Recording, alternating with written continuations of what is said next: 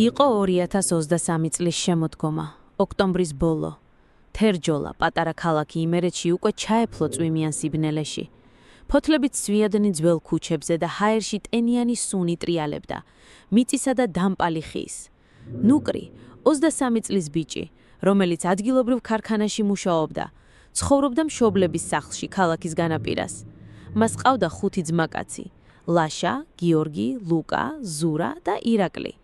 ისინი ბავშვობიდან ერთად იზრდებოდნენ, ერთად სვამდნენ, ერთად თამაშობდნენ ფეხბურთს და ერთად იკრიბებოდნენ ძველ ტყეში ქალაქის მახლობლად, სადაც პატარა ქოხი ჰქონდათ აშენებული.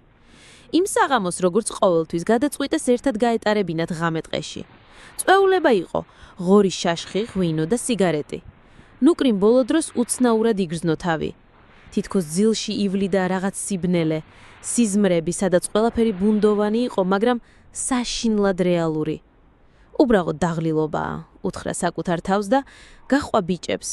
ტყე იყო მშვიდი, მხოლოდ ქარი შრიალებდა ხეებში.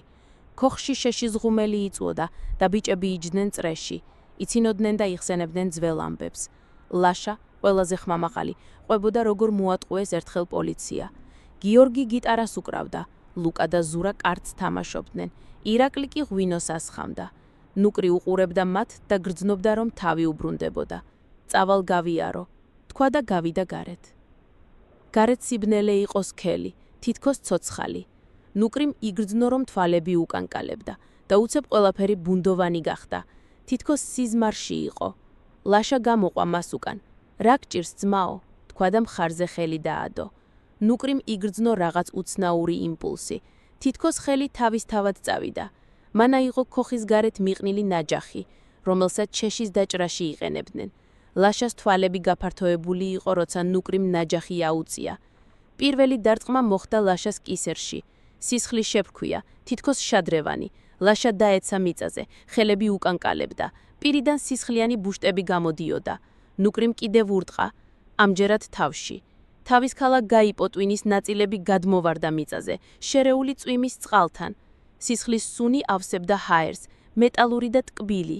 ნუკრიმ იფიქრა, ეს სიზმარია, უბრალოდ სიზმარი. და დაბრუნდა ქოხში, ხელები სისხლით გაჟღენთილი. ბიჭები გაკვირვებულები იყვნენ. სადაა ლაშა? იკითხა გიორგიმ.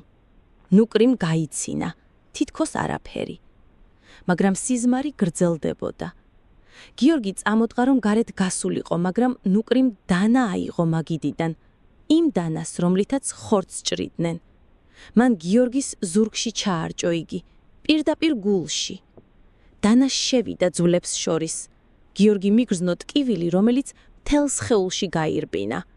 ის შებრუნდა, თვალები სავსე ტერორით და ცდილობდა დანის ამოღებას. მაგრამ ნუკრიმ კიდევ ჩაარჭო, ამჯერად მუცელში. სისხლი გადმოვიდა, შერეული ნაწლავების სითხესთან. უსიამოვნო მჟავე სუნი. გიორგი დაეცა მუხლებზე, ხელები მუცელზე მიკრული, სადაც ჭრილობიდან გამოდიოდა სისხლიანი ლორწო. ნუკრიმ ფეხი დაადო მის თავზე და დააწექი, სანამ ძვლები არ გატეხა. კრუნჩხვის ხმა გაისმა. თითქოს ტოტი გატყდა. ახლა ლუკა, ზურა და ირაკლი პანიკაში იყვნენ. ისინი ცდილობდნენ გაქცევას, მაგრამ ქოხისკარი ჩაკეტილი იყო. ნუკრიმ უკვე იზრუნა ამაზე სიზმარში. ლუკა პირველი მივიდა კართან, მაგრამ ნუკრიმ აიღო ღუმელიდან გახურებული რკინა. მან ლუკას სახეში ჩაარჭო იგი. კანი დაიწვა, დნობოდა თითქოს ცვილი. თვალები გამოუვარდა ორბიტებიდან, სისხლით და სითხით შერეული. ლუკა იყვირა, მაგრამ ხმა გაუწყდა, როცა ნუკრიმ რკინა პირის ღრუში ჩაუყო. კბილები გაიტეხა, ენა დაიწვა, სისხლიანი ბუშტები ამოუვიდა ცხვირიდან. ლუკა დაეცა, სხეული კრუნჩხავდა ტკივილისგან, სანამ არ გაჩერდა. ზურა ცდილობდა თავდაცვას. აიღო ბოთლი და გატეხა, მაგრამ ნუკრი უფრო სწრაფი იყო. მან ზურას ხელი გადაუგრიხა უკან, სანამ ხე სახსარი არ გატეხა. ძვლის მოტეხილობის ხმა გაისმა, თითქოს ხე გატეხეს. ზურა იყვირა, მაგრამ ნუკრიმ მისი თავი კედელზე დაარტყა. ერთხელ, ორჯერ, სამჯერ. თავის ქალა გაიბზარა, სისხლი კედელზე გაიშხეფა, თმები შერეული ტვინის ნაწილებით. ზურას თვალები უკან გადატრიალდა. სხეული უსიცოცხლოდ დაეცა მიცაზე, სისხლის გუბეში. ბოლოს ირაკლი დარჩა. ის კუთხეში იყო შეკუმშული, თვალები სავსე ცრემლებით. ნუკრი, რასაკეთებ? ეს შენ არ ხარ, უთხრა მან.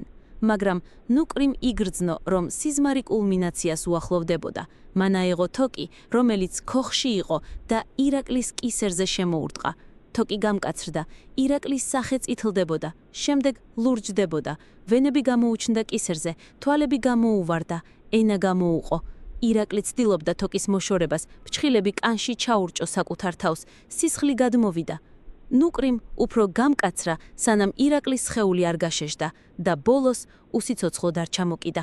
ნუკრი დაჯდა მიწაზე, გარშემო სისხლის გუბეები, დამწვარი კანის სუნი, მოტეხილი ძვლების ხმა ჯერ კიდევ ეკოთ გონებაში.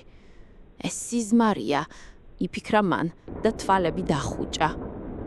როცა გაახილა თვალები, დილა იყო, მზე შემოდიოდა ქოხის ფანჯრიდან. ნუკრი წამოდგა, თავი უსტკივოდა. ირგვლივ ყველაფერი იგივე იყო, სისხლი კედლებზე, გვამები მიყრილი, საშინელი სუნი. ეს არ იყო სიზმარი. პოლიციის სირენები გაისმა შორიდან, ვიღაცამ ალბათ შენიშნა. ნუკრიმ იგრძნო, რომ ყველაფერი რეალური იყო. მან თავისი ძმაკაცები მოკლა და ახლა სიბნელე, რომელიც სიზმარში იყო, მის შიგნით დარჩა სამუდამოდ. მეტი საშიში ვიდეოსთვის დაალაიქეთ ვიდეო, გამოიწერეთ არხი და დატოვეთ კომენტარი.